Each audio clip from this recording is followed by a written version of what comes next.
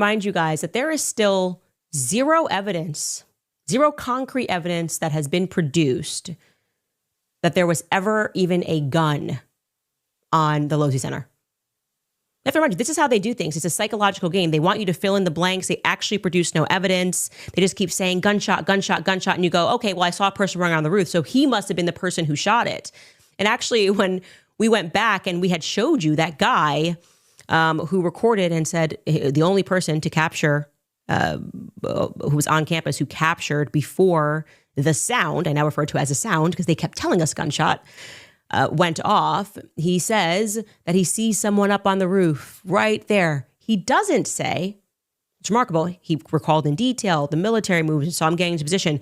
What he did not say, however, was that he saw a man with a gun get into that position. So if he observed a person military crawling, which has been proven true, and he saw this person get down into a position and then whipped out his phone to record it, don't you think the first thing he would have said was, I just saw somebody with a gun on the roof? I mean, listen to what he actually says. Again, this is recorded seconds before the sound of an explosive went off. Take a listen. Getting right up. Yeah. You think he'd already be in place? You would think that. So there's somebody on the roof right there? Just saying. Huh. He just ran from over, where's my finger?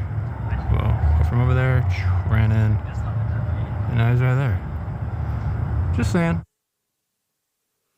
then he stops recording, and then he hears a bang, and then he's going, oh, and then news is saying Charlie Kirk was shot with a gun from someone on Losey Center, and he's thinking, oh, I saw the person who shot him on Losey Center.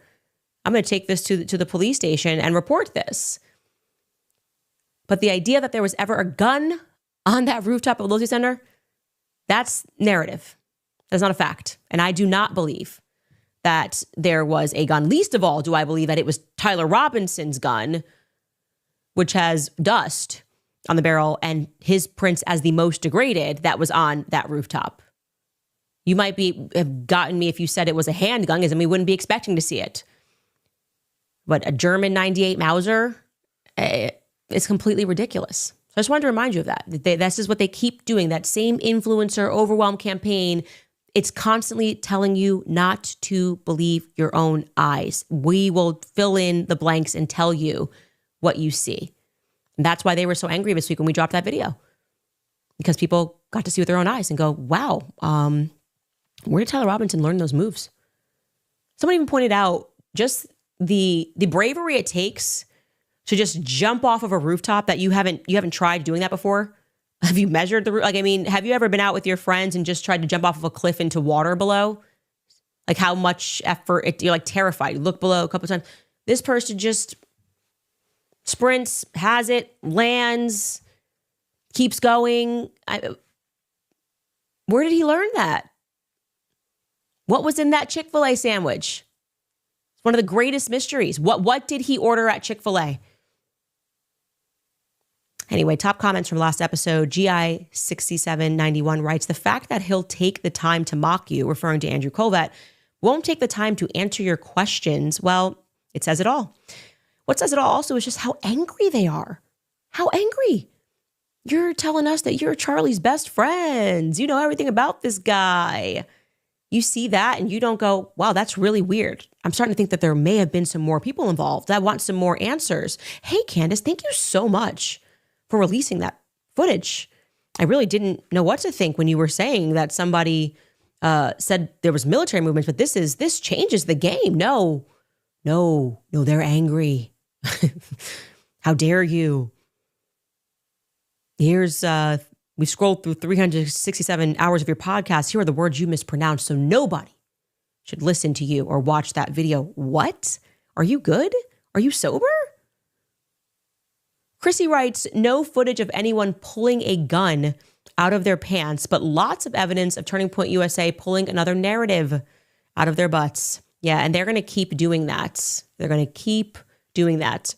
By the way, I think my favorite comment came from A-Ray4544 regarding the ridiculousness of telling us that we don't have a right to ask a question of where's Charlie Kirk buried. This user wrote, We can be mailed private love letters that Charlie wrote to Erica that he expected no one to see as a fundraiser material, yet we can't know if he's cremated, yes or no. Sure, Jan. Like, that's it. It's ridiculous. How dare you ask that question? Can I have anything? Yeah, how about keep the love letters that he wrote to you? By the way, as I said, you start to notice that trend. I wish I had pulled it in today. That every time Erica ever posts or shares something about Charlie, it's actually her sharing something about herself. Charlie's like, you're amazing, I love you. And she shares it. Erica, you're the best person. Erica, you're so smart. And then she shares it as if she's sharing Charlie, but she's actually saying, look at how much Charlie thought I was amazing. And you guys should think I'm amazing too. And I also reflected on even that moment. And I did not think this at the time because I was just in the stage of grief. And like I said, in that moment, I feel like at the memorial, I needed something from Erica. I was just like, oh, we're all going to be fighting together. But when you reflect on that moment, which they sold to us and which many of us, myself included, believe was this demonstration of the deepest and truest kind of Christianity, because she said, I forgive him. In retrospect, what Erica was doing was so evil. She was actually saying, I convict him. I convict Tyler Robinson, not forgive. I convict. She didn't have any idea that he had done it. We had him. She hadn't seen any evidence that herself, maybe the assumption was that she did, that she went to UVU when they showed her. No. She got on that stage, she put on a performance, and she said, I convict this man. I send this man to his death. That's the reality. That is the reality. Anyway, some comments that you guys have for us on today's episode. Renee writes, Charlie was killed soon after I lost my husband. I reached out to his first wife and your show bonded us. Today is her birthday. We both always stay home so I don't see her. Please wish Suzanne a happy birthday. We love you and all your hard work for Charlie. God bless you and your family. Happy birthday to Suzanne. And thank you for that comment. True Detective writes, in the words of the late Prince, and honey, I say, little dread, Colvette baby, you lied too fast. Oh, little dread Colvette, you need some bull that's going to last. Now the 80s have turned against Turning Point. Yeah, there's where I think we're all kind of just wondering how long they're going to keep it up for. How long is this going to go on? It's just demanding people get arrested. That's the stage you're at. You're like late stage crazy. People who know the truth and are sharing the truth, arrest them, raid their homes. Okay. I Am Relentless writes, these people undoubtedly suffer anxiety. I'm not sure who specifically you're speaking about, maybe Turning Point USA there. Mal writes, I've heard you say a few times that God only gives us what we can handle, but that isn't true. God will always give us more than we can handle because then we will need to turn to him for his help. He wants us to come to him. Blessings to you. Christ is king. No, I think, but the point is like, it's more than you can handle, then you can handle it. Right. And if you get through it, man, you're stronger. You get strengthened by it. So even if at the time you're in it and you don't think that it is helping and you're on your knees just being like, please stop. That was how I felt. Like, I just remember the trip to Russia was where I was going, okay, I'm having, this is my breaking point. There was so much that was going on in my life in just this, you know, the Charlie assassination, obviously at the end of last year, followed by me then having to contend with the fight, with realizing that they were all fighting me because I wasn't, I don't know, in the cartel, so to speak. And I just then had to process that parts of my life were a lie, that Charlie's life was a lie, and that I was going to have to go to battle with all of these people. That's enough to completely break you. Then I actually broke my foot, like actually on Friday the 13th, like around the same time that like I found out when I was pregnant. Then I had a cancer scare, by the way, just to be clear, it's way past it. Everything's totally fine. But it was just one of those appointments that then turned into a second appointment and some later testing, which always then just takes too long to come back from the lab. And I was just like, I can't take anymore. And we're sitting here waiting for these results to come back. It was for thyroid. So it's also a very survivable cancer. But, and then we're going to Russia. I'm like, okay, I can get away, totally get away. Then, the president of the United States like tweets by face. It's like most vile person of the year for no reason. We were not talking about Trump on the show, so that seemed totally sideways and crazy. And then I get to Russia, and my security member literally almost dies. And I just remember at this point being like, okay, God, far be it from me, far be it from me to say anything, but this feels passive aggressive. This is starting to feel, what did I do? Let's talk or whatever.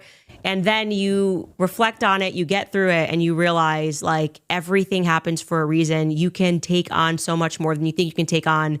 And at those moments, it's like you're just being strengthened. Like it's like going to a gym, and this is a terrible, obviously, analogy, but you're so sore and everything hurts, but it makes you stronger. Like doing those exercises makes you stronger. And now I just feel so fashioned. And like I say to you guys, I feel like Charlie's fighting with us. I just keep saying that. I feel like he is fighting with us right now. And so, yeah, God does give you more than you can handle, but like also doesn't give you more than you can handle because you come out the other side of it.